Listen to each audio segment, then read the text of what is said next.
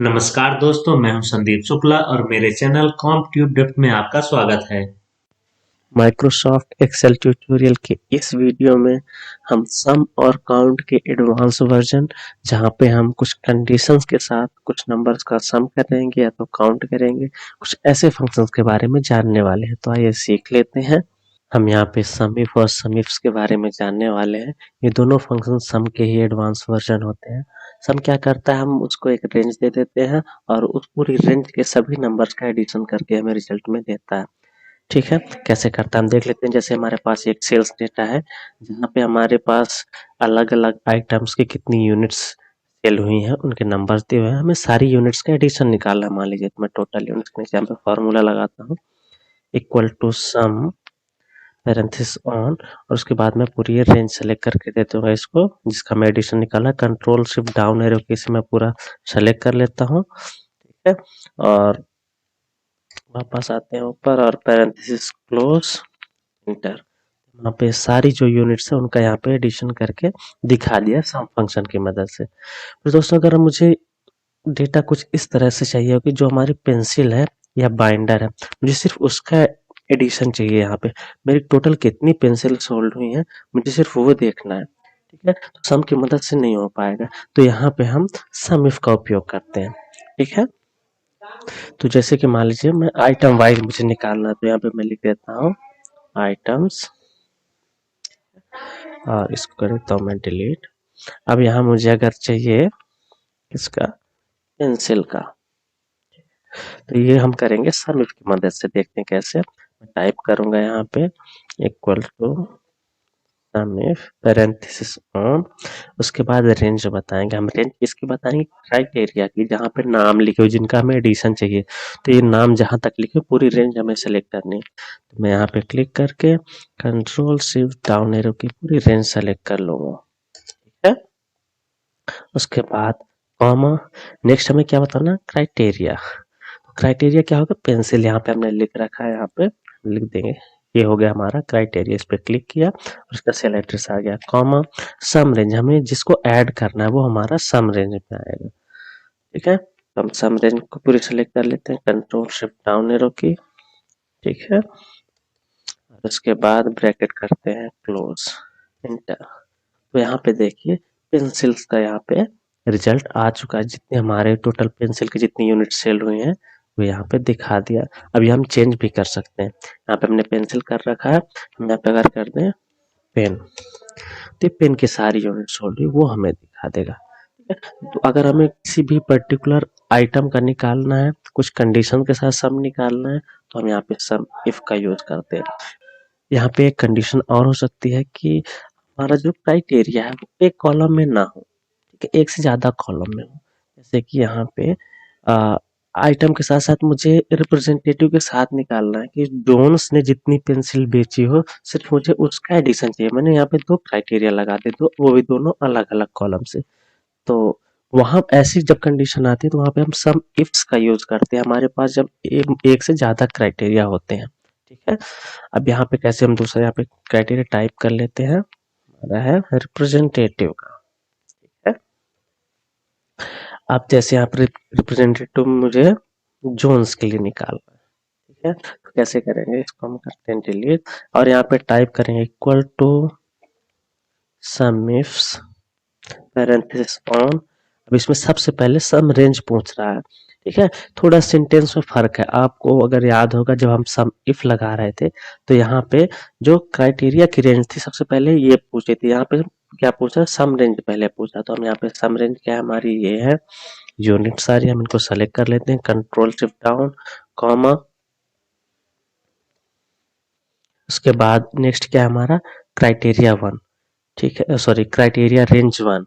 Criteria range one क्या हो जाएगी? हमारे रिप्रेजेंटेटिव वाले। इसको पूरा सेलेक्ट करते हैं, कंट्रोल शिफ्ट डाउन, ठीक है, कॉमा, उसके बाद हमें क्या टाइप करना है? Criteria one. तो क्राइटेरिया वन हमारा क्या होगा? रिप्रेजेंटेटिव, ये सेल। ठीक है, कॉमा, अब उसके बाद हमारा क्राइटेरिया रेंज टू, जिसमें से हमारा दूसरा क्राइटेरिया। तो हम इसको सेलेक्ट कर लेंगे, आइटम्स को, सारे आइटम की लिस्ट को, और कॉमा, अब इसके बाद हमें क्या सेलेक्ट करना है, क्राइटेरिया 2। हमारा दूसरा क्राइटेरिया क्या है, तो दूसरा क्राइटेरिया आइटम, यहाँ पे पेन है, इसको सेलेक्ट कर लेते हैं, पैरेंथेसिस क्लोज एंड इंटर।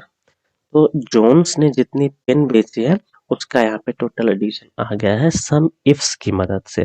हम ये दोनों में से कोई भी नाम चेंज कर, जैसे पेन की जगह मुझे अगर पेंसिल चाहिए हो तो यहाँ पे आकर जोन्स ने जितनी पेंसिल बेची है, ठीक है, मैं कोई और भी नाम ले सकता हूँ, जैसे मैं ले रहा हूँ गिल, ठीक है, गिल ने जितनी पेंसिल बेची वो आ गया। काउंट फंक्शन की तरफ हम यहाँ पे सभी तरह के काउंट फंक्शन जैसे कि count, counta, count blank, count if and count ifs के बारे में पढ़ने वाले हैं। तो जैसे कि इनका नाम होता है, काउंट फंक्शन कुछ ना कुछ काउंट करने के लिए होता है, ठीक है। ये अलग अलग काउंट फंक्शन कैसे काउंट करते हैं आगे देख लेते हैं। सबसे पहले जो काउंट फंक्शन होता है तो ये उन सेल्स को काउंट करता है जहाँ पे नंबर्स होते हैं, ठीक है, जैसे यहाँ पे ये नंबर्स है, ये इनको काउंट कर लेगा। अगर मैं इनको कोई ऐसा सेल भी इसमें इंक्लूड करता हूँ जिसमें टेक्स्ट है या कि कुछ नहीं, तो ये इसको काउंट नहीं करेगा, ठीक है। मैं फार्मूला लगा के देख लेते हैं, equal to count parenthesis on, और फिर इसको मैं वैल्यू दे देता हूँ, जैसे मैं यहाँ पे 3 सेल सेलेक्ट करता हूँ, यहाँ पे क्लोज कर देता हूँ, ठीक है, यहाँ पे काउंट दिखा रहा है 3। अब जो मैंने यहाँ पे रेंज सेलेक्ट किया, अगर मैं इसको चेंज कर देता हूँ, मैं जो इसकी हेडिंग है इसको भी इंक्लूड कर लेता हूँ, ठीक है, 3 के साथ एंड पैरेंथेसिस क्लोज इंटर। देखिए अब भी ये 3 ही दिखा रहा है, ठीक है, यूनिट को हमने इंक्लूड किया बट इसने इसको काउंट नहीं किया क्योंकि ये सिर्फ नंबर्स काउंट करता है, ठीक है। फिर दूसरा है हमारा काउंट ए, जो काउंट में कमी थी काउंट ए पूरा कर देता है, ठीक है। ये हर उन सेल को काउंट करता है जिसमें कुछ ना कुछ भरा हुआ, चाहे वो टेक्स्ट हो, नंबर हो, किसी भी तरह का कंटेंट हो, अगर कुछ उसमें है सेल में, सेल एम्प्टी नहीं है तो ये उसको काउंट करेगा। इसको लगा के देख लेते हैं, equal to count A parenthesis on, उसके बाद मैं वही 3 सेल सेलेक्ट कर रहा हूँ, पैरेंथेसिस क्लोज इंटर। देखिए यहाँ पे 4 दिखा रहा है, सेम रेंज हमने यहाँ पे सेलेक्ट की थी 3 दिखा रहा है, उसी रेंज में 4 दिखा रहा है क्योंकि टेक्स्ट को काउंट कर रहा है, ठीक है। फिर नेक्स्ट आते हैं दोस्तों काउंट ब्लैंक पे, ठीक है।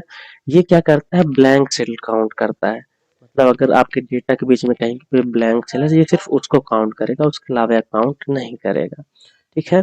इसको यूज करके देखते हैं, इक्वल टू